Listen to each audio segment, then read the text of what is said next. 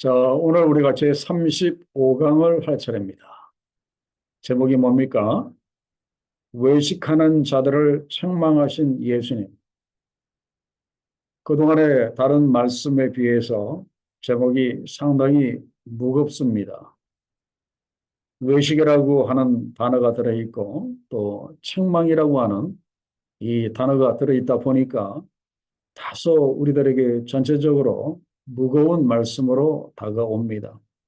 그러나 이 말씀이 우리들에게 꼭 필요한 말씀이기 때문에 주시는 줄로 믿습니다. 그래서 이 말씀을 통해서 우리가 우리의 부담을 더 증가시키는 것이 아니라 오히려 이 말씀을 통해서 우리의 심령이 자유를 얻고 오히려 우리의 심령이 가벼워지는, 평상시 이 문제 때문에 내가 힘들었는데 이 문제가 해결되어지는 그런 그 역사가 오늘 우리 가운데 있기를 기원합니다.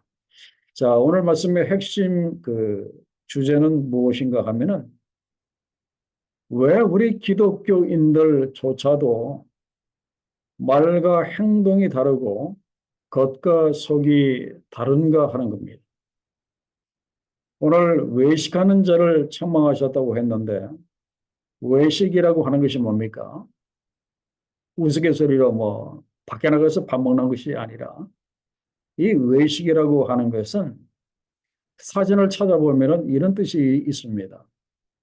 가면을 쓰고 자기가 아닌 다른 사람으로 말하고 행동하는 것을 외식이라고 합니다. 자기의 속은 이런데 겉으로는 전혀 아닌 것처럼 그렇게 행동하는 것. 겉과 속이 다른 것. 이걸 외식한다고 이야기를 합니다. 예수께서 그 당시에 그 종교 지도자들을 보실 때 그들이 외식하는 자였다 하는 것. 겉과 속이 다른 자들이었다 하는 겁니다. 그래서 오늘 우리 혹시 나에게도 이런 외식하는 면이 있는지 오늘 이 말씀을 통해서 만약에 깨달음이 온다면은 우리가 회개하고 이 문제가 해결이 되었으면은 좋겠습니다. 자, 그러면 먼저 일본의 문제를 보시면은 예수께서 제자들에게 지금 누구에 관한 이야기를 하시는가 하면은 2절에 보면은 서기관들과 바리새인들에 대해서 지금 이야기를 하십니다. 자, 그들이 먼저 어디에 앉아 있다라고 말씀을 하십니까? 거기에 보니까 모세의 자리에 앉았으니라고 이야기를 합니다.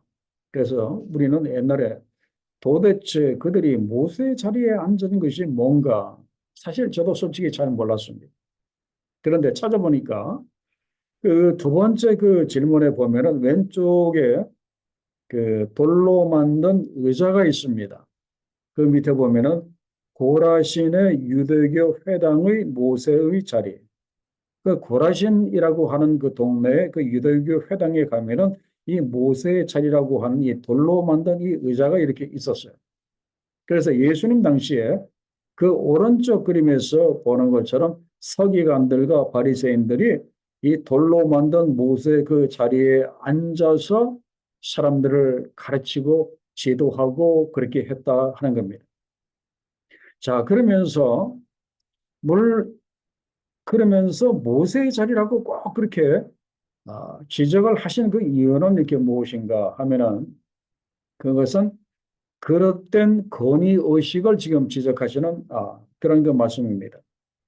이 서기관들과 바리새인들이 옛날에 모세가 앉았던 자리라고 하는 이 큰 돌 의자를 회당에 갖다 놓고 거기에 딱 앉아서 자기네들은 모세의 모든 권위를 전수받은 공식적인 모세의 법적인 계승자가 우리들이라고 하는 그런 그 그릇된 권위의식을 가지고 이제 사람들을 위해서 밑으로 이렇게 내려다보면서 그렇게 말씀을 전하고 이제 그렇게 했었었다 하는 겁니다. 그러면서 여기에서 모세의 자리에 앉았다고 지적을 하시는 것은 그들의 거릇된 권위의식을 지금 공박하시면서 언행이 완전히 불일치한 그들의 그 허구성을 지금 고발하고 계십니다. 그래서 3절에 보면은 저희의 말하는 바는 행하고 지켜야 돼. 당연하죠. 이들이 모세 오경 그런 그 하나님의 말씀을 가지고 그들이 그 이야기를 하니까 당연히 그건 하나님의 말씀이기 때문에 당연히 우리가 받고 지켜야 되겠죠. 그러나 저희의 하는 행위는 본받지 말라. 저들은 말씀과 전혀 다른 그런 그 삶을 저들이 사는 것을 볼 때 저들의 행위는 본받지 말라. 그러면서 3절 하반절에 보면 저희는 말만 하고 행치 아니하며 바로 이겁니다. 그죠? 언행이 불일치한 그들의 이 허구성을 고발하고 있는 이 모습을 보게 이렇게 됩니다. 자, 그래서 그 다음 질문을 보시면 우리 기독교인들에게 있어서 언행일치가 왜 중요합니까? 우리는 이 언행일치가 얼마나 중요하다 하는 것을 우리는 너무나 잘 알기 때문에 이 언행일치를 하기 위해서 얼마나 우리가 기도 많이 하고 얼마나 애를 이렇게 많이 씁니까? 이 언행일치는 꼭 기독교에서뿐만 아니라 우리가 옛날에 학교 다닐 때도 학교에서 많이 배운 겁니다. 말과 행동이 일치해야 한다. 옛날에 학교 가면은 그 조례 시간에 교장 선생님이 이런 이야기 종종 하는 것 같아요. 언행일치가 굉장히 중요합니다. 근데 우리 기독교인들에게 있어서 이 언행일치는 훨씬 더 중요하다 하는 것을 우리가 그 알아야 됩니다. 그래서 그 야고보서 2장 18절의 말씀에 보면은 야고보 선생이 이런 말을 했습니다. 어떤 사람은 말하기를 너는 믿음이 있고 나는 행함이 있으니 행함이 없는 너의 믿음을 내게 보이라. 나는 행함으로 내 믿음을 너에게 보이리라. 그렇게 말하고 있는데 나는 행함으로 내 믿음을 내게 보이리라. 이건 이제 언행일치라고 볼 수도 있고 그 다음에 또 신행일치라 그렇게 또 이야기할 수도 있어요. 믿는다고 하면은 행함으로 그것을 보이라 하는 겁니다. 그리고 바울이 그 데살로니가 후서 3장 9절에서 뭐라고 이야기를 하고 있습니까? 우리에게 권리가 없는 것이 아니요 오직 스스로 너희에게 본을 보여 우리를 본받게 하려 함이라. 그죠? 바울은 사람들에게 우리를 본받으라. 우리를 본받으라. 말로만 그렇게 한 것이 아니라 바울은 스스로 저들에게 본을 보여줌으로 인해서 저들이 바울을 본받게 그렇게 하였다 하는 겁니다. 이것이 바로 신행일치 또는 언행일치. 지도자에 있는 사람이라고 한다면 당연히 우리가 해야 할 것이 스스로 너희에게 본을 보여 나를 본받게 하려 합니다. 이것이 우리의 삶의 어떤 그 방향이 되어야 할 줄로 이렇게 믿습니다. 그런데 오늘날 이 시대에 그 믿는 사람들의 가장 큰 문제가 무엇인가 하면은 말을 잘하는 신자는 너무 많은데 영향력이 없는 신자가, 영향력이 있는 신자가 드물다 하는 거예요. 도대체 왜 그럴까? 말은 잘하는데 언행이 일치가 안 된 사람들이 너무나 많다 하는 거예요. 이건 뭐 성도들뿐만 아니라 우리 목회자들도 이렇게 마찬가지입니다. 특히 목회자들 말은 잘하는데 그 영향력이 있는 목회자들이 드물다 하는 겁니다. 왜 그럴까? 말과 행동이 일치가 잘 안 되기 때문에 그렇습니다. 그래서 우리 그 중직을 가지고 있는 우리 지도자들, 그리고 우리 목회자들에게 꼭 필요한 것 중에 하나가 이 영적인 영향력이 굉장히 필요합니다. 그죠? 적어도 오늘 강의에 나오신 분들이라고 한다면 이 영적인 영향력이 있어야 됩니다.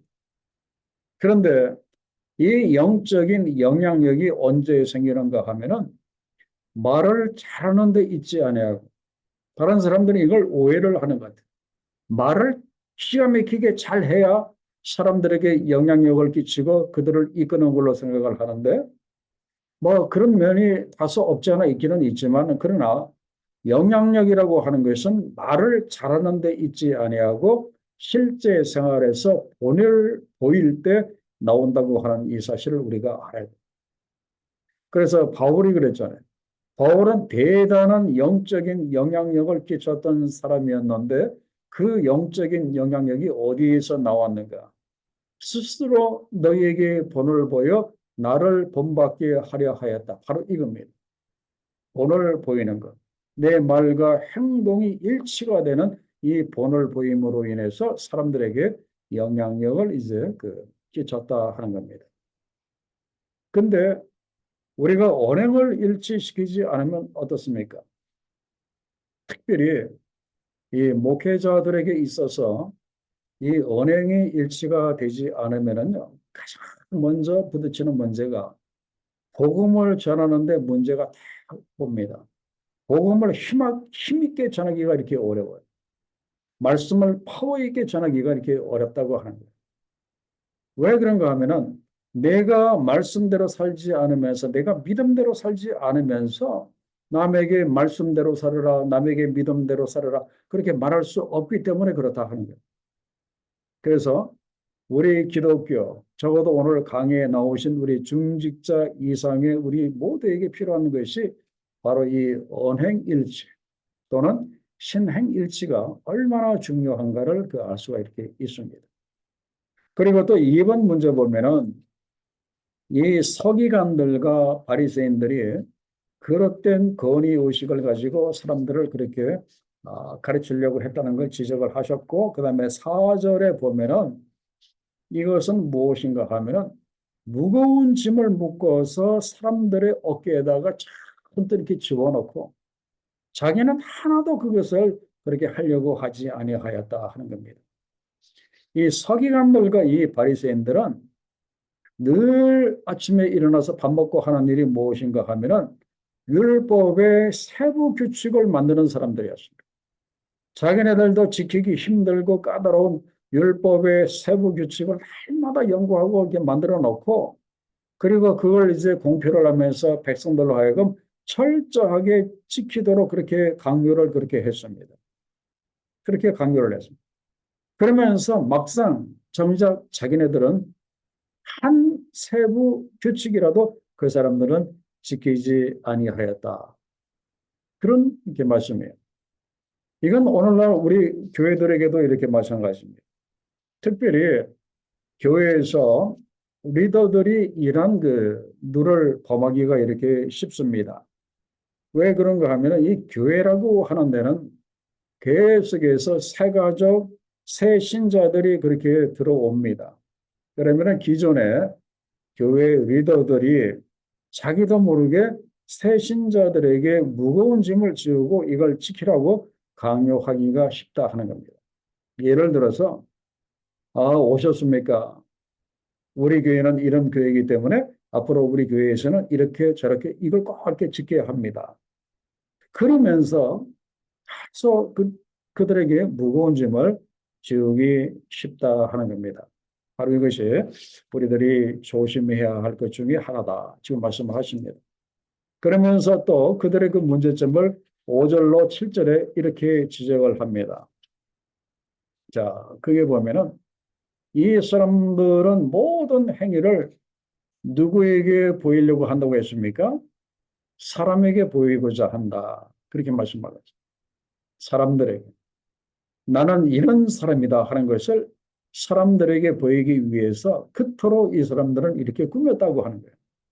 자, 이스라엘 여행을 가면은 우리가 왼쪽에 있는 사람들을 이제 종종 보게 되고 그다음에 이 오른쪽에 있는 사람은 우리가 사는 이 미국에서도 이제 종종 보게 이렇게 됩니다. 자, 이 사람들은 내 믿음이, 내 신앙이 이 정도라고 하는 것을 사람들에게 보이기 위해서 경문띠를 넓게 하며라고 이렇게 말하고 있습니다. 자, 이 경문이라고 하는 것이 무엇인가 하면은 율법이 적혀 있는 그 양피지 조각을 넣어두는 이 가죽 지갑을 이야기를 합니다. 그걸 이제 경문이라고 해요. 그래서 이 그림에서 한번 찾아보세요. 지금 경문이 어디에 지금 붙어 있습니까? 그림을 보면은 먼저 이마에 경문이 붙어 있습니다. 그리고 그 왼팔에도 보면은 경문이 붙어 있습니다. 이 경문 안에는 그 말씀이 네 가지 말씀이 들어 있어요. 그냥 참고로만 말씀드리면은 출애굽기 13장, 1절로 10절, 1절로 16절, 그리고 또 신명기 6장 4절 등등 이 네 가지 말씀을 이렇게 그 안에다가 이제 가죽 지갑 안에다가 그렇게 넣어놨어요. 근데 처음에 그 하나님께서 이 사람들에게 이것을 말씀을 하셔 그 이유는 그 주야로 하나님의 말씀을 마음에 새기고 그리고 말씀을 마음으로 지키게 하려고 이제 모세가 그렇게 제정을 해 준 것인데 그런데 이것이 점점 그 의도가 변질되어져 가면서 이 사람들이 나는 이 정도입니다. 이걸 보이기 위해서 거기에 보면은 경문띠를 넓게 하였다 그렇게 말하고 있습니다. 이 경문띠라고 하는 것은 그 경문을 묶어주는 그 띠를 이야기를 합니다. 그 이마에 경문을 묶어주는 이마띠라든지 아니면 팔에 붙인 그 경문을 이제 묶어주는 그 띠, 그 띠가 팔을 두개 빙글빙글 그렇게 감고 있죠. 이 띠가 점점 넓어졌다 하는 거예요. 처음에는 1cm였던 것이 2cm, 3cm 점점 이렇게 넓어져서 사람들의 눈에 잘 띄도록 이제 그렇게 하였다. 나는 이런 사람입니다 하는 것을 보이기 위해서 점점 사람들이 그렇게 하였다 하는 거예요. 자, 그러면 이제 요즘도 우리가 이 유대인들이 많이 사는 동네 남자들이 지나갈 때 그 옷에 저렇게 치렁치렁하게 줄을 달고 가는 것을 보게 되는데 이것을 이제 옷술이라고 이야기를 합니다. 이 옷술이라고 하는 것은 율법을 기억하기 위해서 맨 옷 끝부분에다가 이 푸른색 이 실로 장식한 것을 이야기를 합니다. 613개의 율법을 기억할 수 있도록 나는 613개의 율법을 다 기억하고 율법을 지키며 삽니다. 이걸 이제 나타내기 위해서 그 옷 끝에다가 이제 옷술을 그렇게 사람들이 달았는데 점점 시간이 가면서 이 옷술이 점점 길어지고 더 커지고 하였다. 그래서 경건한 채 하고 율법에 열심인 것처럼 그렇게 가시하였다 하는 겁니다. 이것이 바로 그 예수께서 지적하신 이 종교 지도자들, 서기관들과 이제 바리새인들의 그 문제였는데 이것이 꼭 그 사람들의 문제겠습니까? 이런 문제는 바로 우리들의 문제. 우리도 이렇게 신앙생활을 이렇게 하다가 보면은 나는 이런 사람이라고 하는 것을 사람에게 은근히 보이고자 하는 것이 이렇게 있습니다. 뭐가 이렇게 있겠습니까? 나는 이런 사람이라고 보이고자 하는 것 중에 대표적인 것이 무엇인가 하면은 이 경건한 것, 경건한 채 하는 것, 그 다음에 거룩한 채 하는 것, 그 다음에 또 한 가지는 신앙이 깊은 채 이렇게 하는 것. 이런 면이 사실 없지 않아 우리들과 마음속에 이렇게 있습니다. 사람들이 나를 경건한 사람으로, 나를 거룩한 사람으로, 나를 신앙이 깊은 사람을 그렇게 좀 알아줬으면 하는 것. 그래서 그런 그 말투라든지 그런 그 행동이 나도 모르게 나올 수 이렇게 있다 하는 겁니다. 이건 우리가 조심해야 할 것 중에 하나이다 하는 것을 오늘 예수님의 그 말씀을 통해서 이렇게 봅니다. 왜 이 문제를 우리가 해결을 해야 되는가 하면은 자, 이번에 마지막 질문을 보면은 우리가 사람 앞에서 신앙생활을 할 때 그 결과가 무엇인가 바로 이 문제 때문에 그렇습니다. 자, 잠언 29장 25절에 보면은 사람을 두려워하면 올무에 걸린다 그랬어요. 이건 어떤 신앙생활을 이야기를 하는가 하면은 사람 앞에서 신앙생활을 하는 걸 이렇게 말합니다. 사람 앞에서 신앙생활을 하다가 보면은 올무에 걸려서 넘어지고 올무에 걸려서 힘들어진다 그렇게 말씀하고 있어요. 그러면 사람 앞에서 신앙생활을 하면 도대체 어떤 것이 나를 힘들게 하는가? 사람 앞에서 신앙생활을 하려고 하다가 보면은 이 자기 기만, 자기가 자기를 이렇게 스스로 이렇게 속이게 됩니다. 자기 기만. 그리고 거짓된 이중생활을 할 수밖에 없어요. 사람 앞에서 신앙생활을 하려고 하다가 보면은 내가 나를 속이고 어떤 그 이중적인 그런 생활을 이렇게 할 수밖에 이렇게 없습니다. 그러다가 보면은 나중에는 하나님도 속이게 되고, 그리고 다른 사람도 속이게 되고, 그리고 나 자신까지도 이렇게 속이게 되고, 영적으로 굉장히 힘들고 어려워질 수밖에 없다 하는 거예요. 이건 사람 앞에서 신앙생활을 하면은 그렇다 하는 거예요. 그죠? 그러나 그 잠언 29장 25절 마지막에 보면은 여호와를 의지하는 자는 안전하리라. 참 이 말씀이 얼마나 위로가 되는지 몰라요. 여기서 이 여호와를 의지한다고 하는 것은 하나님의 영광을 구하고 하나님 앞에서 신앙생활을 하는 걸 말합니다. 하나님의 영광을 구하고 하나님 앞에서 신앙생활을 하게 이렇게 되면은 이 사람은 안전하게 된다고 했어요. 도대체 안전한다고 하는 것이 무엇인가? 하나님의 영광을 구하고 그리고 하나님 앞에서 당당하게 신앙생활을 하게 되면은요, 사람들의 눈치를 볼 필요가 없어요. 그죠? 사람들의 눈치를 볼 필요가 없기 때문에 근본적으로 내 심령에 무엇이 넘치는가 하면은 자유가 넘칩니다. 그리고 내 심령에 기쁨이 이렇게 있어요. 그러니까 당연히 영적으로 안전할 세이프 할 수밖에 없죠. 그렇기 때문에 우리가 사람 앞에서 신앙생활을 하는 것이 얼마나 위험하고 얼마나 그런 걸 이렇게 오늘 말씀을 통해서 이렇게 봅니다. 그리고 결국 우리는 하나님 앞에서 살아야 한다 하는 겁니다. 자, 그래서 3번의 문제를 보면은 예수님은 제자들이 무엇이라 칭함을 받지 말라라고 말씀을 하셨는가 하면은 자, 사람 앞에서 신앙생활을 하는 사람들은 사람들로부터 랍비라고 칭함을 받기를 원하고 그리고 아비라 칭함을 받기를 원하고 그리고 지도자라고 칭함을 받기를 그렇게 원한다고 했습니다. 그러나 하나님 앞에서 신앙생활을 하는 사람은 랍비라 칭함을 받지 말고 그리고 아비라 칭함을 받지 말고 그리고 지도자라고 칭함을 받지 말라라고 그렇게 말씀을 하셨어요. 자, 여기에서 이 랍비라고 하는 것은 그야말로 그 서기관들과 바리새인들이 백성들을 가르치는 위치에 있었기 때문에 랍비, 선생이라고 하는 그 호칭을 이렇게 들었습니다.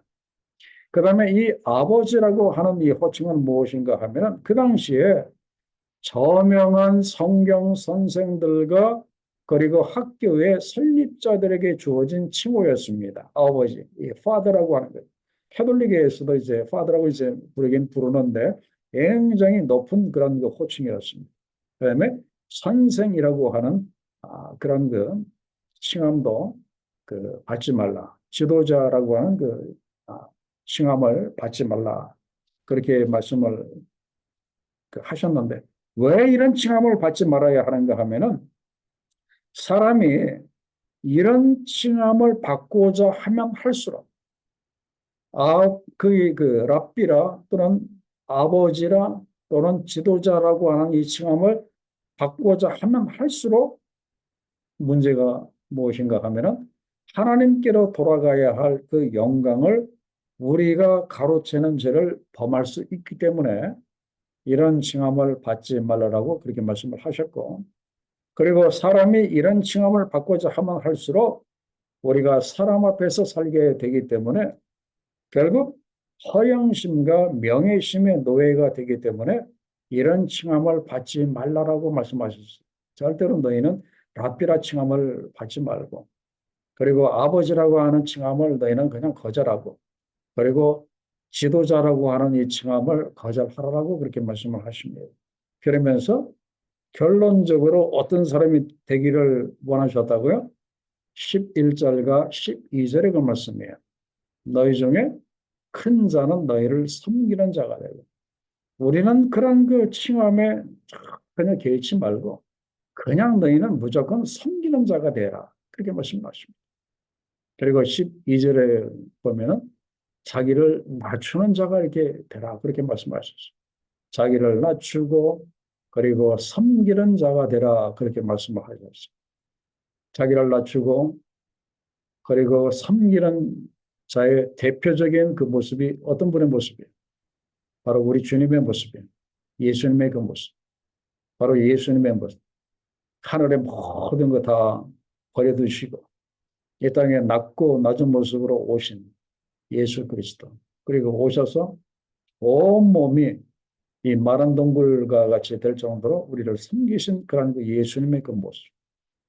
그러니까 결국 우리가 사람을 보고 사람을 따르는 것이 아니라 자기를 낮추고 섬기는 자의 모습으로 오신 예수님의 그 모습을 닮아라. 그래야 이것이 너희가 안전하게 된다 말씀하셨어요. 심령의 자유를 누리고 심령의 큰 기쁨을 누리게 된다. 그렇게 말씀 이렇게 하셨어요. 그렇게 막 크게 부담스럽고 어려운 말씀 아니죠. 그죠? 우리가 잘 하고 있는 부분 중에 하나입니다. 감사할 부분이죠. 자, 그 다음에 파트 2를 봅니다. 화 있을진저 그렇게 말씀을 하셨는데 자, 그들에게 왜 화가 미치게 됩니까? 이 화라고 하는 것은 그 진노의 심판을 이야기를 합니다.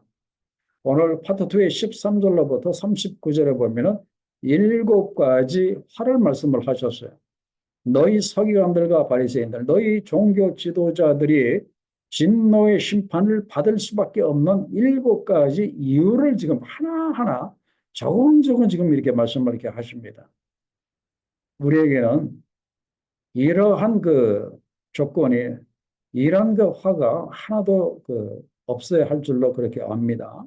자, 그러면 13절에 보면은 자, 첫 번째 화인데 그들이 그 진노의 심판을 받을 수밖에 없는 첫 번째 이유는 바로 13절 하반절에 보면은 너희는 천국문을 사람들 앞에서 닫고 너희도 들어가지 않고 또 들어가려고 하는 자도 들어가지 못하도록 뒤에서 잡아당긴다 이제 그런 뜻이에요.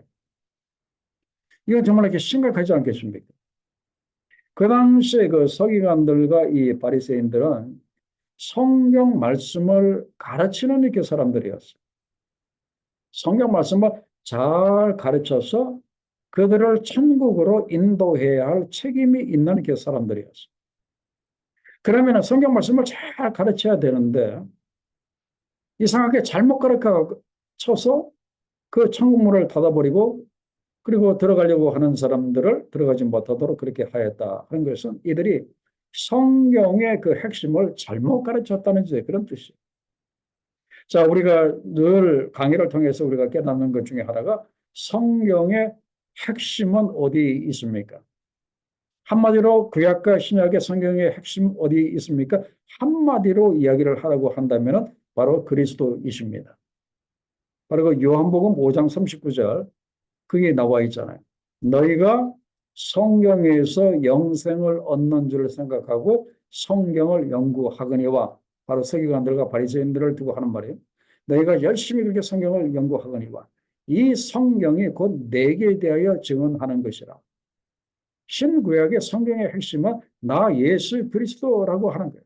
그런데 너희는 정작 성경의 핵심인 예수 그리스도를 너희가 알지도 못하고 받아들이지도 아니하고 오히려 어떻게 했다고요?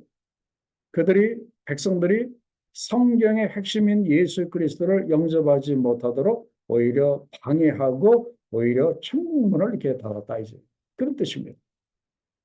그래서 이것이 바로 첫 번째 그 화입니다. 그렇기 때문에 우리가 조심해야 할 것이 바로 이겁니다.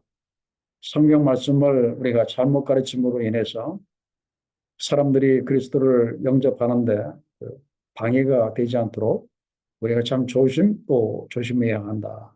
바로 그겁니다. 자, 그다음에 두 번째 15절에 보면 화 있을진저 그렇게 말하고 있는데 자, 그게 보면 너희는 교인 하나를 얻기 위하여 바다와 육지를 두루 다니다가 생기면 너희보다 배나 더 지옥 자식이 되게 하는도다라고 이렇게 말하고 있죠. 이것도 진노의 심판을 받을 수밖에 없는 심각한 그 이유입니다. 여기서 교인 하나를 얻기 위하여라고 하는 것은 그 당시에 그 유대인들이 이교도들을 유대교로 개종시키기 위해서 이 사람들 나름대로 또 이렇게 노력을 했다고 합니다. 그런데 이제 문제는 이교도에서 유대교로 개종한 그 사람들을 이 바리새인과 그다음에 사두개인들이 잘못 가르쳐 가지고 오히려 이 사람들을 더 악한 사람들로 그렇게 만들었다 하는 거예요. 그 이교도에서 가지고 있었던 그 악에다가 그리고 그 유대인 종교 지도자의 그 악덕까지 서로 합쳐가지고 지옥 자식을 더 완전한 지옥 자식으로 그렇게 만들어 버렸다 하는 거예요. 안 그래도 나쁜 사람을 더 나쁜 사람으로 그렇게 만들어 버린 것이 바로 두 번째 그들의 그 화의 그 이유입니다. 그다음에 3번에 보면은 세 번째입니다. 그들이 그 진노의 심판을 받을 수밖에 없는 세 번째 이유는 무엇인가 하면은 자, 그게 보면 좀 말이 좀 상당히 어렵습니다. 성전의 금으로 맹세하면 지킬지어다. 그 다음에 또 18절에 보면은 예물로 맹세하면 지킬지어다. 그러면서 성전의 금과 그 다음에 예물로 맹세하면 지키라고 이야기를 했고 그러면서 그 앞에 보면은 성전으로 맹세한 것은 지키지 않아도 되고 그리고 18절 상반절에 보면은 제단으로 맹세한 것은 지키지 않아도 아무 일이 없거니와 도대체 이것이 이렇게 무슨 말인가? 이 사람들은 성전과 제단보다도 금과 그리고 재물에 더 관심이 많고 그리고 이것을 사람들에게 가르쳤습니다. 그래서 성전과 제단은 우습게 여기고 그리고 그 성전과 제단에 바치는 금과 예물을 아주 중요하게 그렇게 여겼던 이게 사람들이에요. 그래서 성전의 금과 예물로 맹세하도록 그렇게 해놓고 사람들이 맹세를 다 지키겠습니다. 거의 못 지키죠. 그러다가 보면 결국 그 금과 그리고 예물이 다 자기네들 바리새인들의 그런 것이 되게 하였다 하는 이제 그런 겁니다. 그래서 사람들이 성전이나 제단으로 맹세하면 지키든지 안 지키든지 관심이 없고 그러나 성전에 바치는 금이나 예물로 맹세하면 반드시 지키게 했어요. 그래서 사람들이 바쳤던 이 금이나 예물을 착복했던 사람들이 바로 이 서기관들과 이렇게 바리새인들이에요. 바로 이것이 요즘도 이렇게 마찬가지입니다. 요즘도 하나님보다도 더 물질을 이렇게 사랑하는 그 마음. 잘못하면 하나님보다도 이 물질의 축복을 더 내세우는 지도자들이 있을 수 있다 하는 겁니다. 그죠?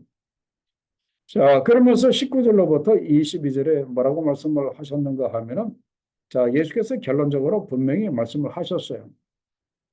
자, 뭐 성전과 그다음에 뭐 제단 그다음에 금 예물 막 이렇게 따지는 자들은 다 소경된 자들이라고 이야기를 하면서 결론적으로 뭐라고 말씀을 하셨는가 하면은 무엇으로 맹세를 하든지 간에 이 모든 것들은 다 하나님의 것이고 하나님 그 아래에 있는 것이기 때문에 모두가 다 하나님 앞에서 맹세하는 것이기 때문에 너희가 뭘 가지고 맹세를 했을지라도 반드시 그것을 지켜야 한다고 이렇게 말씀을 하셨어요. 그렇기 때문에 우리가 서원을 한다든지 그다음에 맹세를 하는 것이 있으면은 우리가 반드시 지켜야 한다 그런 뜻입니다. 자, 그다음에 네 번째 화를 한번 보겠습니다. 자, 그게 보면은 외식하는 서기관들과 바리새인들이 너희가 박하와 회향과 근처의 11조를 들이되 율법에 더 중요한 바 의, justice, 그리고 in mercy, 그리고 sin, faithfulness 버렸다 그랬어요. 율법에 더 중요한 바 공의와 그리고 사랑과 믿음을 버렸도다. 그렇게 말씀을 하시면서 이것도 행하고 저것도 버리지 말아야 할지어다. 그렇게 말씀하셨어요. 자, 앞에 나와 있는 것이 그 11조 아닙니까? 그러니까 이것도 행하고 저것도 버리지 말아야 합니다. 11조도 당연히 해야 돼요. 그리고 율법에 더 중요한 바 공의와 사랑과 그리고 이제 믿음도 우리가 반드시 행해야 한다라고 말씀을 이렇게 하셨습니다. 그러면서 너희가 소경된 인도자라고 말씀을 하셨어요. 너희가 하루살이는 다 걸러내고 약대, 낙타 아닙니까? 엄청나게 큰 그 동물 낙타는 너희가 삼키는 도다 그렇게 말씀을 하고 있어요. 도대체 이것이 무슨 뜻인가? 그래서 제가 그 참고를 이렇게 들었는데 그게 보면은요. 이 하루살이는 뭐 미국에도 이렇게 많지만은 이 팔레스타인은 이 하루살이가 굉장히 이렇게 많습니다. 그런데 이 하루살이들이 이 포도주의 그런 그 통의 그 냄새 때문에 잘 그게 빠졌어요. 그런데 이제 유대인들은 이 하루살이를 굉장히 부정한 이 곤충으로 여겼기 때문에 잘못해서 이 포도주 안에 하루살이가 들어있는데 모르고 그걸 마시면 이 사람은 완전히 부정을 입는 거예요. 그래서 자기네들이 부정 타지 않으려고 그 포도주 안에 이 하루살이가 있는지 그 눈에 보일까 말까 한 걸 채로 걸르고 그렇게 했다 하는 거예요. 그러면서 약대와 같은 큰 문제는 대충 넘어갔다 하는 겁니다. 사소한 계명을 아주 까다롭게 굴면서 큰 죄는 예사롭게 범했다 이제 그런 뜻이에요. 그리고 또 다른 사람의 작은 죄는 막 채로 걸르고 이렇게 따지면서 자기 자신들의 큰 죄는 대충 넘어갔다 하는 거예요. 이것이 바로 예수께서 지적하신 문제 중에 문제입니다. 그죠? 우리도 이럴 수 있거든요. 혹시 내가 하루살이를 삼키지 않을까 해서 그렇게 뭐 이렇게도 하고 저렇게도 하고 하면서 내 큰 실수와 내 큰 죄는 하나님께 대충 그렇게 넘어갈 수도 있다. 사람들에게 보이기 쉬운 것은 그렇게 조심조심하는 것 같으면서 또 나의 큰 문제는 그냥 대충 그렇게 넘어갈 수 있다 하는 겁니다. 이건 이제 우리가 조심해야 한다 하는 겁니다. 그러면서 이러한 그 율법주의에서 우리가 벗어나는 길을 여기서 말씀하셨어요. 그것은 바로 무엇인가 하면 율법의 더 중요한 바 공의와 그리고 사랑과 그리고 믿음의 길을 가야 한다. 그러니까 작은 것들 그러한 것들에게 매이지 말고 율법의 더 중요한 바 율법의 가장 중요한 정신인 공의를 행하고 그리고 사랑을 베풀고 그리고 믿음을 지키는 그 길을 가라고 그렇게 말씀 이렇게 하셨어요. 자, 그 다음에 5번의 문제를 봅니다. 자, 다섯 번째 화입니다. 이 사람들이 그 진노의 심판을 받을 수밖에 없는 그 이유는 이 사람들은 잔과 대접의 것은 깨끗이 하되 그 안에는 탐욕과 방탕으로 가득하다고 그랬어요. 겉으로는 자기 자신을 깨끗하게 그렇게 하고 그렇게 보이는데 막상 자기네들 그 마음 속에는 탐욕과 방탕이 가득하였다. 그렇게 말씀을 하시죠. 그러면서 26절에 너희는 먼저 안을 깨끗이 하라. 그리하면 겉도 깨끗하리라. 그렇게 말씀 이렇게 하셨어요. 저는 이 말씀이 진리 중에 진리라고 생각을 합니다. 너는 먼저 안을 깨끗이 하라. 그리하면 겉도 자연적으로 깨끗해진다 하는 겁니다. 그래서 우리가 얼마나 회개를 해야 할 것인가. 우리가 회개를 하면은 우리 안이 깨끗하게 될 것인가. 그러나 힘들고 어렵지만 우리가 먼저 회개함으로 성경 말씀에도 보면은 말씀과 기도로 거룩해진다고 했습니다. 하나님의 말씀과 기도로 우리 자신을 깨끗하게 하면은 그것도 깨끗하리라. 그렇게 말씀하셨어요. 자, 그러면 여섯 번째 그 화는 무엇인가 하면은 너희는 회칠한 무덤들이라. 그렇게 말씀하셨어요.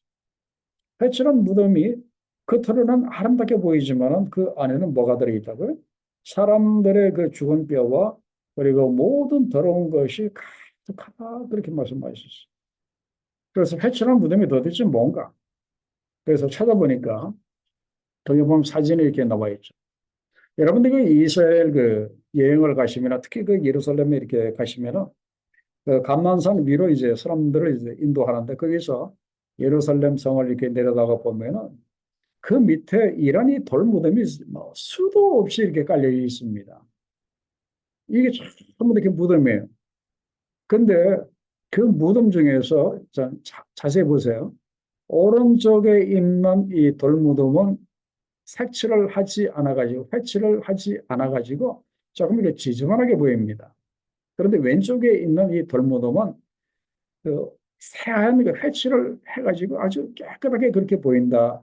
그런 뜻이에요. 왜 사람들이 그 무덤에다가 회칠을 하는가 하면은 그 유대인들은 1년에 한 번씩 뭐 자기 조상이 되겠죠. 뭐 아버지가 되든지 어머니가 되든지 가족이 되든지 1년에 한 번씩 무덤에 찾아와 가지고 무덤을 하얗게 회칠을 했습니다. 하얗게 했어요. 그 이유는 무덤이 눈에 잘 띄게 해서 행인들이 무덤과 접촉하지 않도록 하기 위해서 그렇게 하였다. 원래 뜻은 이게 그렇습니다. 왜 그런가 하면은 그 무덤을 만지면 이 사람은 일주일 동안 부정하게 되기 때문에 그렇게 되지 않도록 하기 위해서 눈에 잘 띄도록 그렇게 회칠을 하였다. 그래, 여기까지는 뭐 예수 오케이 괜찮은데 이걸 이제 서기관들과 바리새인들에게 지적을 하신 이유는 너희는 겉으로는 이렇게 깨끗하게 이렇게 꾸미고 있는데 막상 그 회칠한 무덤 속에 사람의 뼈가 있는 것처럼 너희들 속에 그런 그 지저분한 것들이 있다. 그런 뜻이에요. 그리고 이 평토장한 그것은 또 이렇게 무엇인가? 그 무덤이에요. 거기에 보면은 누가복음 11장 44절에서 예수께서 이런 말씀하셨어요. 화 있을진저 너희여 너희는 평토장한 무덤과 같아서 이 평토장한 이 무덤은 오른쪽에 있는 거예요. 그래도 이것은 눈에 띄기 때문에 아 여기가 무덤이구나 이렇게 알 수 있는데 이 평토장한 이 무덤은 이 서민들은 이렇게 꾸밀 수가 없습니다. 어떻게 이렇게 해요? 돈이 엄청나게 들어가는 거예요. 그냥 땅에다가 이 돌무덤 구하기도 힘드니까 그냥 땅에다 묻고 그 위에 흙으로 이렇게 덮어버렸어요. 그러니까 사람들이 지나가면서 이것이 무덤인지 이것이 무덤이 아닌지 모르고 그냥 밟고 이렇게 지나다닌다 했어요. 그런 뜻입니다. 그래서 이 바리새인들은 평토장한 무덤과 같다 그런 뜻입니다. 그래서 그 무덤인 줄 알면은 피할 터인데 이 바리새인들은 평토장한 이 무덤과 같아서 그 속이 아주 지저분한데 겉으로 보이지 않아요. 그래서 그냥 바리새인들을 만나는 사람들은 다 부정하게 만들었다 이제 그런 뜻이에요. 그렇기 때문에 우리는 절대로 이래서는 안 되겠죠. 나를 만나는 사람이 나 때문에 부정해지게 해서는 안 된다. 그런 뜻입니다. 그런데 예수께서 지적한 이 서기관들과 바리새인들은 이 평토장한 무덤과 같아서 저들을 만나는 사람들이 다 부정하게 이렇게 되어버렸다. 그런 뜻입니다. 자, 그다음에 그 일곱 번째 그 화를 한번 보겠습니다. 이건 뭐 심각한 건데요. 이것은 무엇인가 하면 선지자들을 죽인 죄를 이야기를 합니다. 선지자들을 죽인 죄를 그 이야기를 하는데 너희는 이렇게 말을 한다.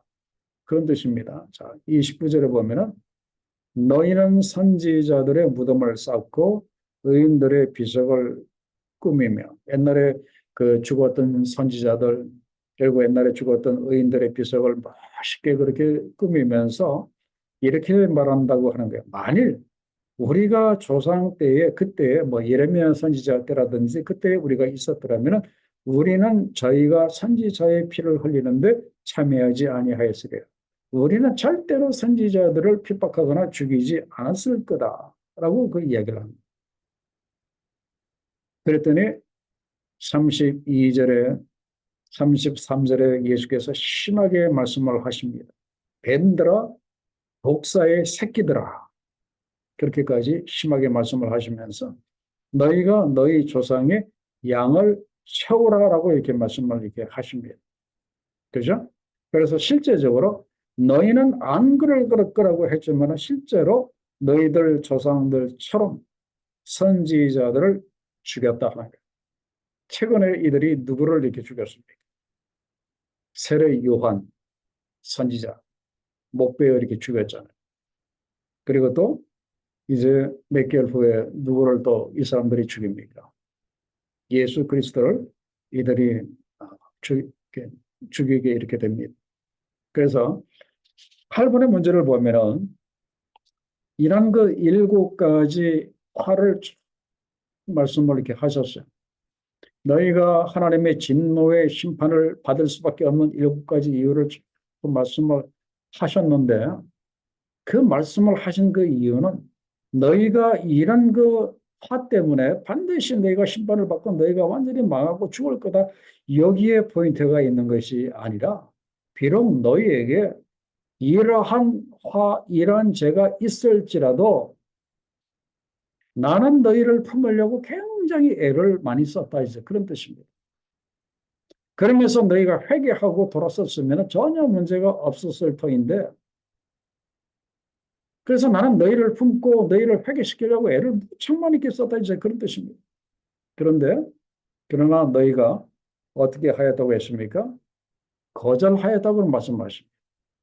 37절 하반절에 보면은 그러나 너희가 원치 아니하였도다.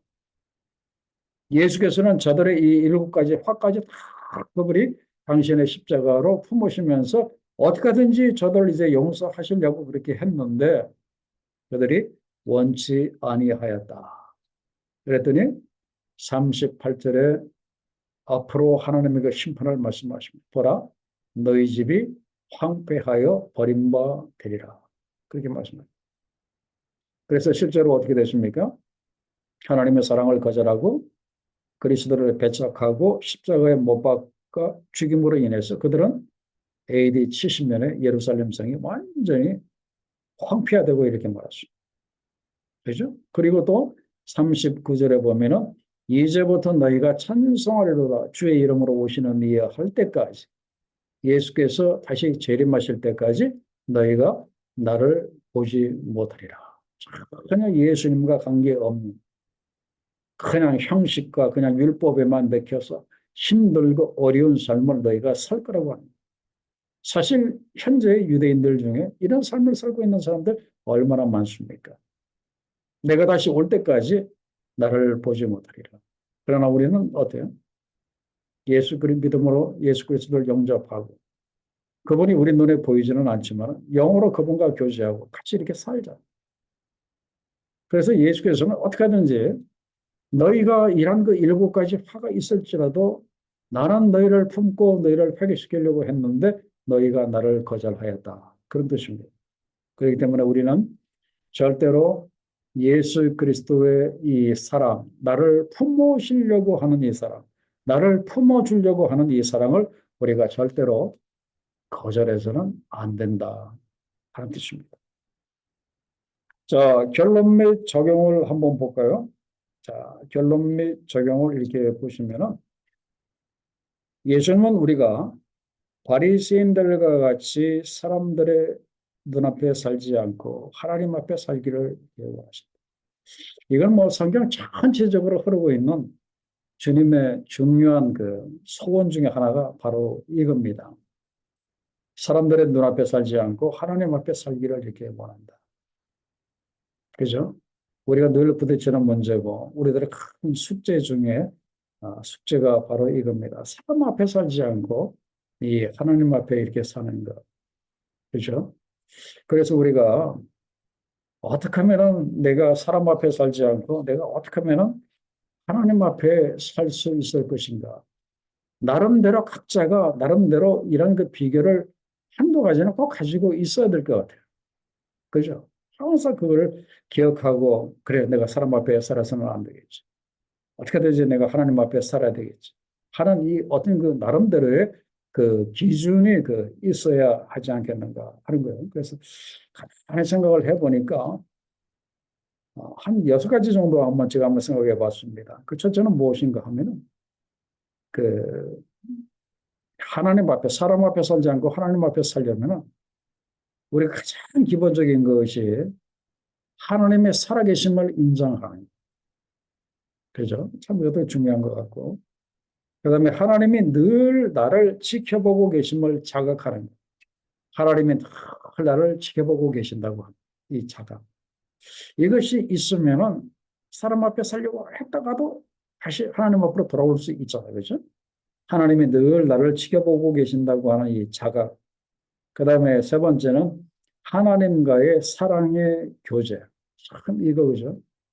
늘 하나님과 이 사랑의 교제가 있는 사람이 어떻게 사람 앞에 살겠어요? 당연히 하나님 앞에서 살죠. 그래서 이 하나님과의 사랑의 교제를 우리가 늘 소망하는 것이 참 중요한 것 같아요. 그다음에 네 번째는 모든 영광을 하나님께 드리고자 하는 이 갈망. 내가 무슨 일을 통해서든지 영광을 얻으면 이걸 내가 그냥 갖지 말고 내 아버지 하나님께 드리고자 하는 이 갈망을 우리가 가질 때 우리가 하나님 앞에 살 수 있게 된다 하는 거예요. 그 다음에 다섯 번째는 무엇인가 하면은 하나님과 영원히 동행하고자 하는 이 애절함. 이것이 참 이렇게 필요한 것 같아요. 여러분들 있으시죠?